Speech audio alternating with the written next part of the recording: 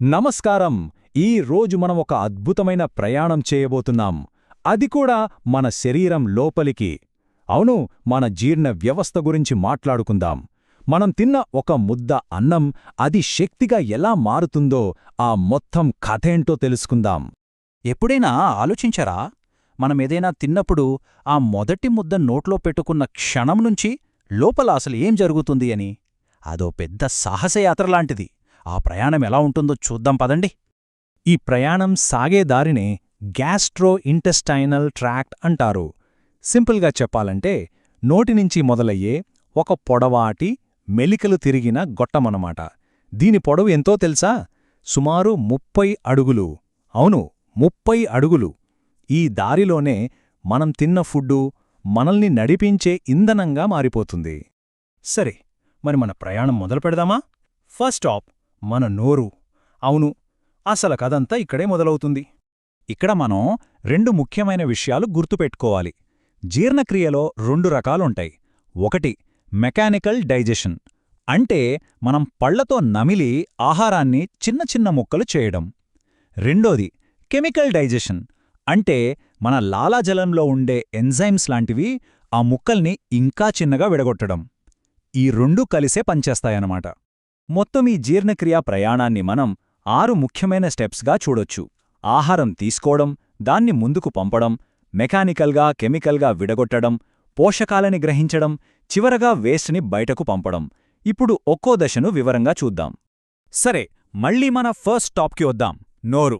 ఇక్కడ చూడండి, పళ్ళు ఆహారాన్ని నమిలి మెకానికల్ పని కానిస్తుంటే అదే టైంలో లాలాజలం వచ్చి ఆ ఫుడ్ని తడిపేస్తుంది. అంతేనా? కాదు. ఆ లాలాజలంలో ఉండే అమైలేజ్ అనే ఎంజైమ్ పిండి పదార్థాల్ని, అంటే కార్బోహైడ్రేట్స్ని అక్కడికక్కడే జీర్ణం చేయడం మొదలుపెట్టేస్తుంది. ఇక్కడొక ఫన్ ఫ్యాక్ట్: మన శరీరం రోజుకి ఎంత లాలాజలాన్ని ఉత్పత్తి చేస్తుందో తెలుసా? దాదాపు 1.5 లీటర్లు, అంటే పెద్ద వాటర్ బాటిలంతా. జీర్ణక్రియలో మొదటి అడుగు ఎంత పవర్ఫుల్గా ఉంటుందో అర్థం చేసుకోవచ్చు. ఇప్పుడు ఆహారం ఒక ముద్దలా మారింది కదా, మరి అది గొంతులోంచి కడుపులోకి ఎలా వెళుతుంది? దానికొక స్పెషల్ ప్రాసెస్ ఉంది. దాని పేరే పెరిస్టాలిసిస్. ఇదొక వేవ్ లాంటిదన్నమాట. మన అన్నవాహిక కండరాలు అలల్లా సంకోచిస్తూ ఆహారాన్ని నెమ్మదిగా కిందకు తోస్తాయి. దీని స్పెషాలిటీ ఏంటంటే, మనం తలక్రిందులుగా వేలాడుతూ తిన్నా సరే ఆహారం కరెక్ట్గా కడుపులోకే వెళుతుంది. సరే, నోటిలో పని అయిపోయింది. ఇప్పుడు ఫుడ్ ఎక్కడికి వెళ్తుంది? మన ప్రయాణంలో నెక్స్ట్ స్టాప్ కడుపు. దీన్ని ఒక సంచి అనుకుంటే పొరపాటే. ఇది ఒక పవర్ఫుల్ గ్రైండర్, ఒక యాసిడ్ బాత్ లాంటిది. చూడ్డానికి మన కడుపు ఒక జే ఆకారంలో ఉంటుంది. దీని ముఖ్యమైన పనులు రెండే: ఫుడ్ని కాసేపు స్టోర్ చేసుకోవడం, ఇంకా జీర్ణరసాలతో బాగా కలపడం. అయితే ఈ కడుపు చేసే పనులు చాలా ఉన్నాయి. ఫస్ట్, ఇది దాదాపు 1.5 లీటర్ల ఫుడ్ని హోల్డ్ చేయగలదు. తర్వాత దాని కండరాలతో ఆహారాన్ని అటూ ఇటూ తిప్పుతూ జీర్ణరసాలతో బాగా మిక్స్ చేస్తుంది. ఇక్కడే ప్రోటీన్ల జీర్ణక్రియ స్టార్ట్ అవుతుంది. ఇంకా ముఖ్యంగా దీనిలో ఉండే యాసిడ్ మన ఫుడ్లో ఉండే హానికరమైన బ్యాక్టీరియాను చంపేస్తుంది. ఒక రకంగా చెప్పాలంటే ఇదొక సెక్యూరిటీ చెక్ పాయింట్ కూడా. ఇంతకీ ఆ యాసిడ్ ఎంత పవర్ఫుల్ అనుకుంటున్నారు? దాని pH సుమారుగా 2.0, అంటే చాలా చాలా స్ట్రాంగ్ యాసిడ్ అన్నమాట. ఈ హైడ్రోక్లోరిక్ యాసిడ్ కేవలం క్రిములను చంపడానికే కాదు, ప్రోటీన్లను విడగొట్టే ఎంజైమ్స్ని యాక్టివేట్ చేయడానికి కూడా చాలా అవసరం.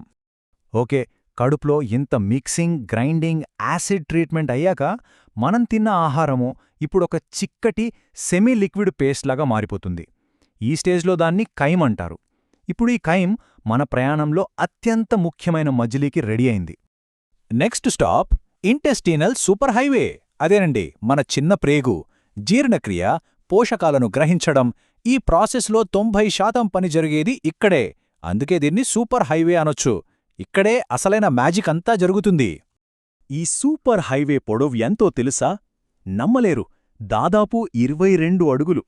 మన శరీరంలో ఇంత పొడవైన అవయవం ఎందుకుందంటే, పోషకాలను పూర్తిగా గ్రహించడానికి దానికి అంత సమయం, అంత స్థలం కావాలి కాబట్టే. అవును, కరెక్ట్గా విన్నారు. మనం తినే ఫుడ్లోని దాదాపు 90% న్యూట్రియంట్స్, ప్రోటీన్లు, కార్బోహైడ్రేట్స్, ఫ్యాట్స్, విటమిన్లు అన్నీ ఇక్కడే గ్రహించబడి రక్తంలోకి వెళ్తాయి. అందుకే ఇది మన జీర్ణ వ్యవస్థలో అత్యంత కీలకమైన భాగం. మరి ఇంత ఎక్కువ శోషణ ఎలా సాధ్యం?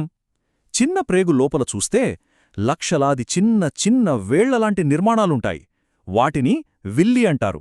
ఇవి సర్ఫేస్ ఏరియాని అంటే ఉపరితల వైశాల్యాన్ని కొన్ని వందల రెట్లు పెంచుతాయి.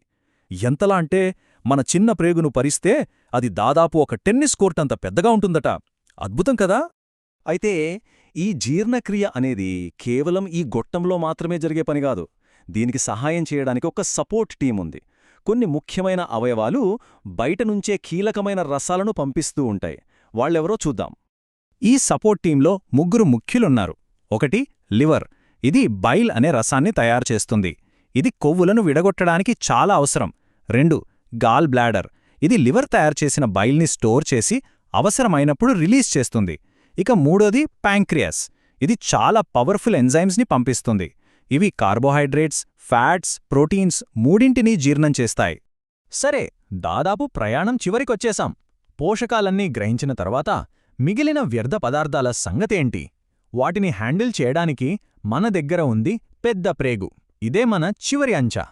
దీని ముఖ్యమైన పని వేస్ట్ మేనేజ్మెంట్. చిన్న ప్రేగు నుంచి వచ్చిన లిక్విడ్ వేస్ట్లోంచి నీటిని, కొన్ని ముఖ్యమైన ఎలక్ట్రోలైట్స్ని తిరిగి పీల్చుకుంటుంది. ఇలా చేయడం వల్ల ఆ వ్యర్థ పదార్థం గట్టిపడి మలంగా మారుతుంది. ఇక్కడ మరో ఇంట్రెస్టింగ్ విషయం ఉంది. మన పెద్ద ప్రేగులో మనతో పాటు ట్రిలియన్ల కొద్దీ మంచి బ్యాక్టీరియా నివసిస్తుంది. అవి మనకు ఫ్రెండ్స్ లాంటివి. మనం జీర్ణం చేసుకోలేని వాటిని అవి బ్రేక్డౌన్ చేస్తాయి. అంతేకాదు, మనకు చాలా అవసరమైన విటమిన్ కే లాంటివి కూడా అవే తయారుచేస్తాయి. ఓకే, ఒక్కసారి మొత్తం ప్రయాణాన్ని రివైండ్ చేసి చూద్దాం. మనం తిన్న ఫుడ్ నోట్లో, కడుపులో ముక్కలైంది. చిన్న ప్రేగులో దానిలోని పోషకాలన్నీ రక్తంలోకి వెళ్ళాయి. పెద్ద ప్రేగులో నీరు రీఅబ్జార్బ్ అయ్యింది. చివరగా మిగిలిన వ్యర్థాలు బయటకు వెళ్ళాయి. నోట్లో పెట్టిన ముద్ద నుంచి చివరి వరకు ఈ మొత్తం ప్రాసెస్ పూర్తి కావడానికి సుమారుగా 2 నుంచి 4 రోజులు పడుతుంది. చూశారు కదా? ప్రతిరోజూ మనం ఏమాత్రం ఆలోచించకపోయినా మన ప్రమేయం లేకుండానే మన లోపల ఇంత పెద్ద అద్భుతమైన యంత్రాంగం పనిచేస్తూనే ఉంటుంది. మరి ఇంత కష్టపడి మన కోసం పనిచేసే ఈ జీర్ణ వ్యవస్థకు మనం ఇవ్వగల మంచి ఇంధనమేది? దాని ఆరోగ్యం కోసం మనం ఎలాంటి ఆహారం తీసుకోవాలి? ఒక్కసారి ఆలోచించండి.